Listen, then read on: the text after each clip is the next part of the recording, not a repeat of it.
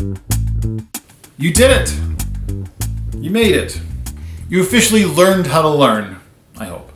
That's your learning license, all right? That'll come in handy for any of the courses you take here at the Welpiversity, if that's your thing. But it'll also come in handy in anything you do, whether it's outside of the Welpiversity, whether it's you're actually going to a actual accredited university or school, or even just taking a first aid course. Use that acronym WELP to help you to remember what to do, to learn, to experiment, to look back, and then progress and keep that going. Always remember, if you've messed something up, please remember that that's actually part of this process and not something to avoid. That will change a lot of things for you if you can really look at that, making something that didn't work as an actual success as opposed to, you're not getting this. I think that's another big key here.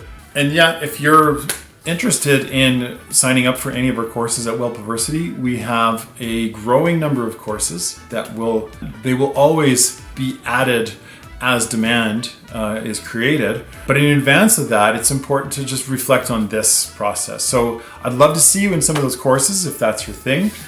And thanks for learning with me. Well, here we are.